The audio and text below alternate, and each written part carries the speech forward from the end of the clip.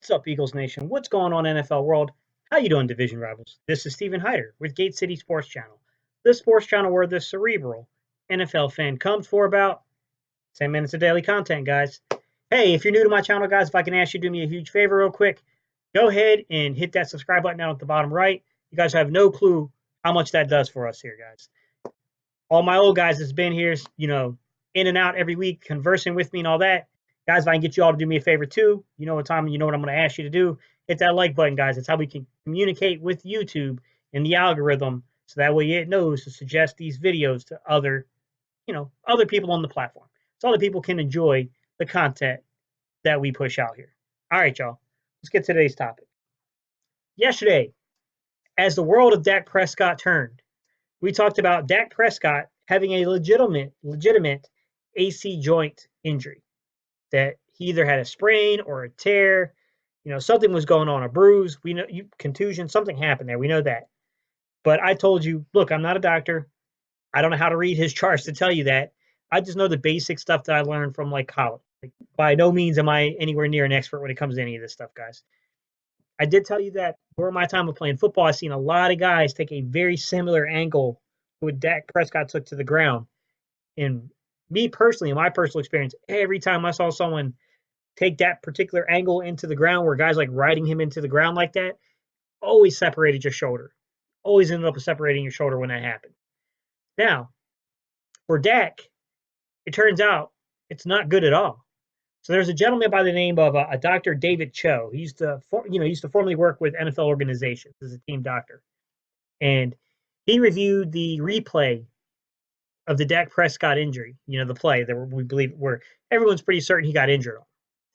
And what he said was, given the trajectory that Dak Prescott took as a former, team doctor, what he would normally see is when a guy comes down and hits his elbow on the turf. What happens if you smack your elbow at the right angle is your humerus, the humerus bone is up here. The top of that humerus bone lifts and goes into the actual joint of your rotator cuff and causes a contusion. Little information about contusions, guys. Contusion is just a fancy word to say it causes a bruise. Now, I will warn you, just because something is a bruise doesn't mean that it's pretty severe. Think about it. You have internal bleeding in your brain, which causes all that pressure. What is that? That's a contusion. It's causing pressure on the scalp, right? Which then causes a life-threatening situation. Well, this isn't quite as life-threatening, obviously, because we're just talking about the rotator cuff, but we're talking about a pulling of blood, bruising, on the joint itself. Well, what happens, guys, is as long as you're keeping the arm kind of warm and you're moving around, you're doing stuff, you may not feel the full effects of that injury. You won't feel the full effects of the injury as long as you're keeping blood kind of circulating there and everything. However, the minute you kind of lay back, you kind of quit doing things, right? You take that time off. Now the swelling sets in, guys. And once the swelling sets in on an injury like that, it will not go down for over a week. It's going to take you longer than a week to get that swelling down. And that's going to greatly affect your ability to throw a football.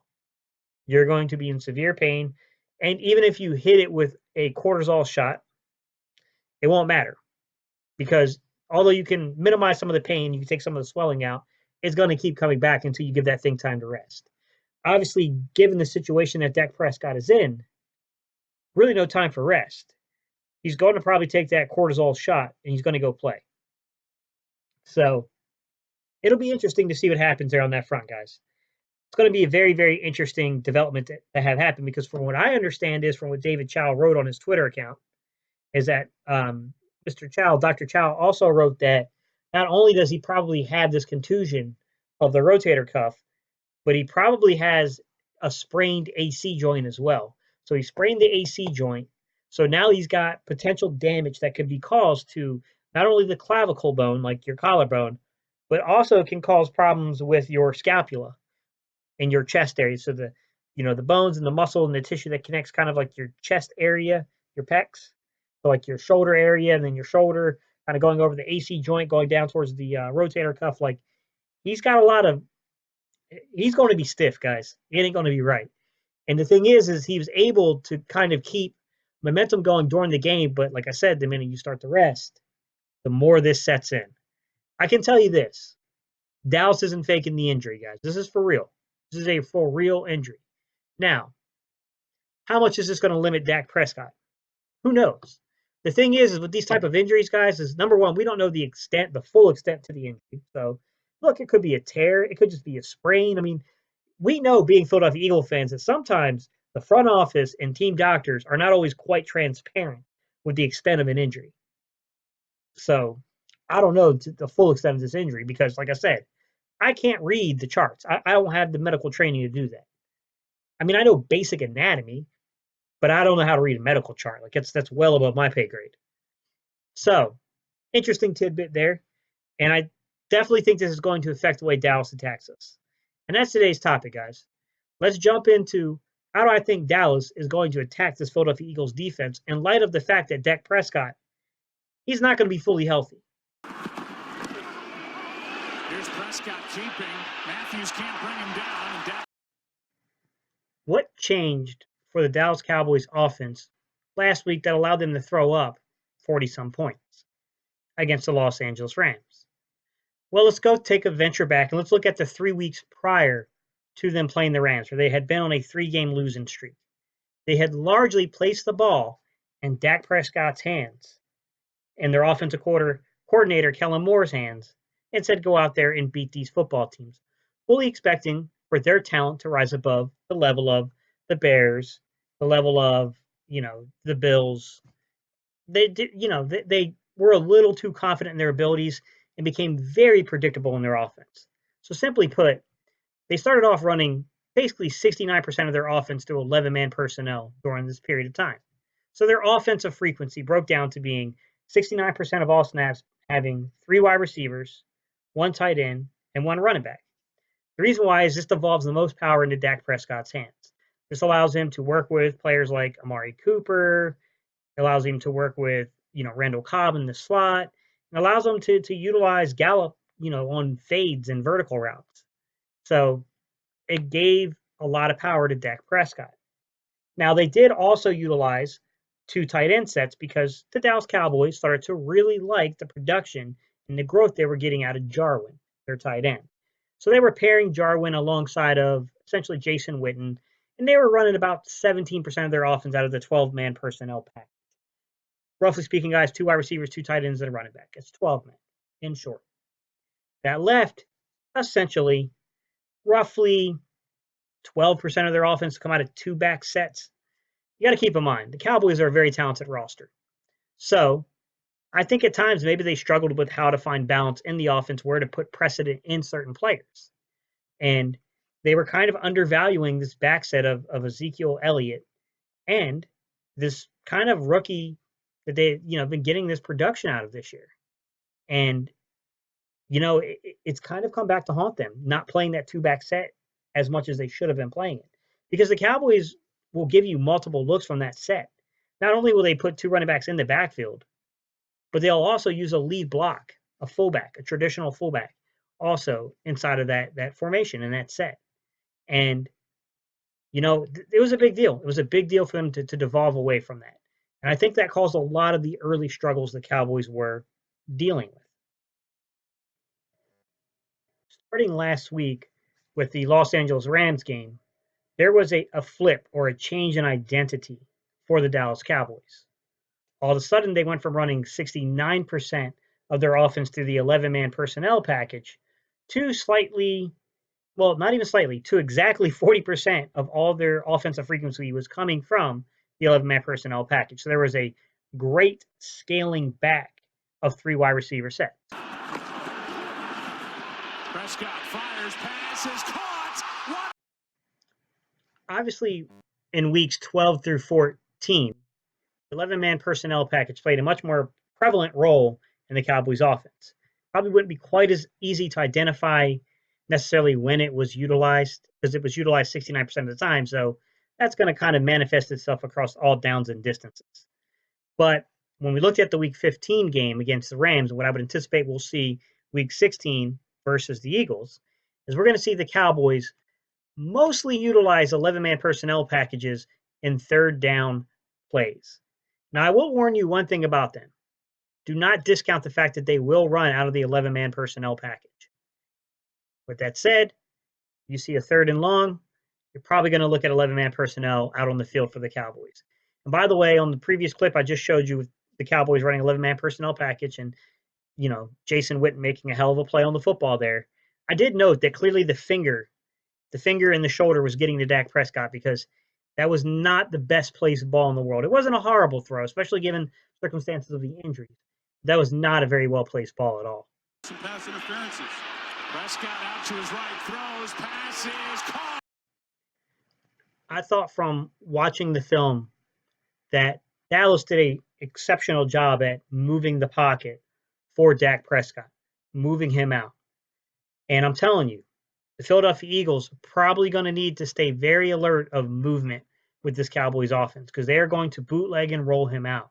And we cannot lose containment. If we lose containment, it could be a long day because they did this a lot against the Rams. Prescott drops it off for Witten. Little. These quick little rollouts with design dump-offs, we're going to have to be careful with this. With the uncertainty around Dak Prescott's shoulder, I would assume when they want to try to shake things up and not be so obvious with the run, that's what they're going to do. They're going to give you a tight formation. If you look to the offense right on that play, they had a tight formation. And then they had Zeke Elliott 5, 6, 7 yards deep in the backfield, which simulated a handoff. But it was a, play action. And then they rolled the pocket with Dak Prescott, and it did just a little dump off to Witten. That's the kind of thing I expect to see from Dallas in this 11-man front are these type of designed rollouts and things of this sort. Start this possession with a handoff to Elliott. The biggest change in identity for the Dallas Cowboys from weeks 12 through 14 to that week 15 game against the Los Angeles Rams was the escalation and the increasing utilization, I should say, in 12-man personnel packages, i.e. putting 2 tight ends on the football field. The Cowboys really started to value using Blake. Is it Blake Jarwin? I know his last name's Jarwin. I just can't remember his first name, but valuing Jarwin a little more than they were valuing, using people like Cobb. Now, it doesn't mean that they don't like Cobb. They don't like, their wide receiver groups. That's not what I'm implying here. I'm implying, given the circumstances of events, they decided to start using Jarwin a lot more. And to be honest with you, it's a huge increase. They went from utilizing the 12-man personnel package from weeks 12 through 14, 17% of all their plays to roughly 38% of all their plays. So they almost utilized 12-man as much as they utilized 11-man. This is a huge jump. And they did it in a multiple variety of ways. Prescott throws, passes. Dallas will not only run the ball out of the 12-man personnel package, but it'll also pass the ball out of the 12-man personnel package. In this particular instance, this is an extreme example of that, where they start off, I know you couldn't see it from the full perspective, but they start off in line, and then they split out. Then they motion outwards, and they go empty back set 12-man personnel package, spreading out the defense. It's a pretty unique formation and utilization of the 12-man personnel package. Here's Elliott. He's got first down. Okay, the play that preceded this. Basically, guys, this is an example of the Dallas Cowboys going into what would basically be known as or called an unbalanced line with 2 inline tight ends, heavy set. Okay, so unbalanced meaning you're essentially got more blockers on one side than the other. Obviously, this is the offensive right. Pretty good indication that this is either going to be a running play or a hard play action pass because you got Ezekiel Elliott 6, 7 yards deep. You got 2 tight ends in line on the line of scrimmage, which means in line. They're on the tackles on the line of scrimmage. The difference would be is like if you have a wing, that means when they're kind of like on the outside hip back off the line of scrimmage a little bit, right? Or further back. That's a wing position. So inline means on the line of scrimmage, right up on it. Okay. It's an example of an unbalanced 12-man personnel package front. All right. Prescott in trouble. Wide open. All right, guys. That's an example of the utilization of a 12-man personnel package, what's known as a balanced offensive set. Balanced offensive set just basically means you have equal distribution among the lines. So you got look at that line of scrimmage. On the left-hand side, you have an inline tight end, a tight end on the line of scrimmage. Then if you look to the offensive right, you'll see there's a tight end in the wing position, creating a balanced offensive line. Basically meaning you got equal blocking distance there. Now, the Cowboys use a little bit of a little razzle dazzle, if you will. They use a little, just a little gadget play there. And Tavon Austin is their gadget play guy. And look, I think the defense fell asleep thinking they had Dak Prescott in the secondary quick covering, and Tavon slipped right behind him. So kudos to Tavon for continuously running that play. That play shouldn't happen, and it better not happen in Philly that way. You get beat because of athleticism, that's one thing. You get beat because you quit on the play because you think it's over. That's someone putting their foot in your ass to make sure that doesn't happen again. We start this drive with a 3 and hand it to Elliott, who gets a little. Guys, it's another example of an unbalanced 12-man personnel package. The unbalanced line is to the offensive left, and just a little, information to close out this chapter on the 12-man personnel package. You're wondering why I focus this much on 12-man personnel packages. Number one, it's the largest shift between weeks 12 and 14 and week 15. Number two, I feel with the current health status of Dak Prescott up in the air, it's clearly going to be the package that's heavily utilized against us in this game. Number three, when you look at the first 4 offensive drives of this football game for the Dallas Cowboys, the opening play of each of those drives was from the 12-man personnel package. Pass, run, run, pass.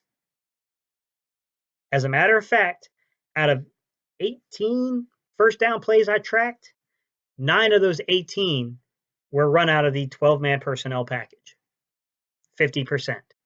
So between 9-man and then there's a series of plays where they really went into 21-man, 2-back sets, we're going to see a lot of this like extra protection, kind of short route kind of stuff and threat of the run.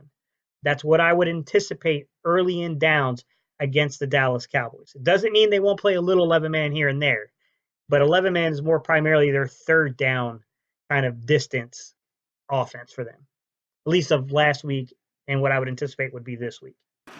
Play action from Prescott. Fires pass.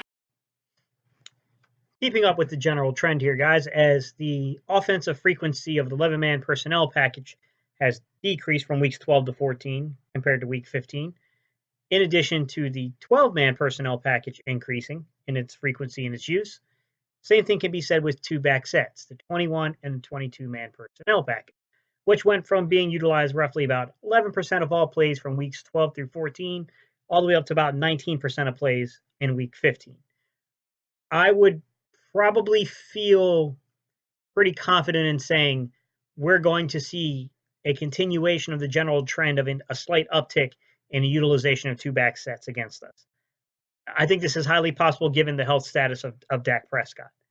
And to be honest with you, in the play I just showed you here, this is your very traditional 21-man personnel package set. This is the old school 1990s version of it, right? With a lead block fullback, Alawali, as your lead blocker with Ezekiel Elliott behind him. It was basically an I formation. They fake, play action there and they go play action. They fake a handoff with play action, go play action pass. So very traditional sense of the 21-man personnel package. But Dallas has a little more to it than just that. They got a little more wrinkles to this formation. Yeah. That's a rookie, Pollard. You clearly see that Pollard is split out like a receiving back. He's all the way out to the outside on basically the short side of the field there. And he gets motion back to the backfield. So little motion movement there, showing you that they're actually in a 21-man personnel. So let's follow the play along and see what happens. He missed the last game with a bad ankle. Here's a little bit of. So Dallas gives you a little razzle-dazzle there, right? They send Zeke one way as a lead back. They send Pollard another way as a diversion. And then they bring Tavon Austin, that gadget player I told you guys about, around for an end-around pitch play. Luckily, Dante Fowler, he realized what was going on and blew Zeke up at the point of attack, which basically pushed Austin outside and kept it to a very minimal gain. But, I'll be honest with you, had they gone the opposite direction with that play and faked that pitch to Tavon Austin and kept it on a quarterback option with Dak and Pollard, there was a lot of green out that way. So very good play design, probably not the best execution of the play. So we got to be careful, man. There's a little razzle dazzle to the way they like to utilize two back sets. Yards on this possession. Here's a toss. Pollard, the rookie. All right, guys, just to kind of finish up some notes here on this two back set formations and how the Cowboys like to utilize this particular formation. That was a page right out of the Philadelphia Eagles playbook. That, while it's not the same exact play design, it's very similar in the fact that you're taking Pollard and Zeke, putting them both in the backfield, and you're using your physical back, i.e. Zeke, as a lead, blocker for Pollard, your more elusive, shifty back, i.e. that play in Buffalo where Howard blew up the linebackers in the secondary of the Buffalo Bills and opening that hole for Miles Sanders to run through for, I can't remember how long that touchdown was, 50 some yards or something like that. It was 60 some yards, something. It was 65 or something. It was a huge gainer. It's a play right out of the Eagles playbook, guys. Taking two of your best skill set players, putting them on the field at the same time, and using a guy's physical Zeke as a lead blocker who doesn't mind contacting. He went in, made a pretty good hit there. Now, this is what I will tell you to kind of finish out completely this two back set conversation. When they will use, let's just say this, they'll use the two back set to supplement the 12-man personnel package on first down. It hasn't been utilized quite as much as the 12-man personnel package on first down, but it still does get used. The other thing that I like to do, early and down. So if they're not using it in first down, they will tend to use it a lot on second down. Outside of first and second down, the other utilization I've seen of this particular package, guys, has to come down to the way that they use it in short distances. So goal line distances, very short yardage. If they're not in the two back set, then that's when you'll see them occasionally come out in 13-man personnel package with 3 tight ends, or every now and then they'll try to spread you out a little bit with 11-man and just run Zeke inside on you. So it's kind of the way they like to approach short yard situations. Some final thoughts, guys, before I jump off of here. We need to be aware of the gadget play. Tavon Austin is their gadget play guy. With, Dak having certain limitations with his arms, we need to be careful of those gadget plays, guys. They've got a guy like Pollard and they got a guy like Tavon Austin that adds a lot of speed to this football team. Got to be careful. We got to make sure that we can set the edges and not let those guys break containment and get into the secondary, or else it's going to be a long, long day if that starts happening. All right, y'all. That's pretty much the content for today. Don't forget to like, comment, and subscribe. Look, this is not a team that is void of talent. They are not losing due to talent. They are losing largely due to coaching. And I'm sorry, guys, you can't have this much talent, have this kind of record, and there not be some serious dysfunction in your locker room. We've caught a lot of shit here in Philadelphia. And clearly we had a couple of people that were brought into the organization. People like to say a lot of shit about Alshon Jeffrey. I don't think those are the guys that have a problem. I think Orlando Scandrick and some of the outside sources, Zach Brown, that we brought into this locker room that we didn't know that well, became the issue. We had to solve that. We had to heal. Look, right now Carson has this team believing in him. The locker room is tight in the Philadelphia Eagles for the Philadelphia Eagles. I can't say the same for Dallas right now. You might have shown a little something. You stood up and pushed back against the Rams. We'll see if that's just a one-game, glimmer, or is it an actual pattern? Because, to be honest with you, your organization's future depends upon it. You're in a really awkward situation with the contracts right now with Dak Prescott. All right, y'all. Peace. I'm out of here. You know what time it is. EADLES. Man, I can't wait for this game on Sunday, guys.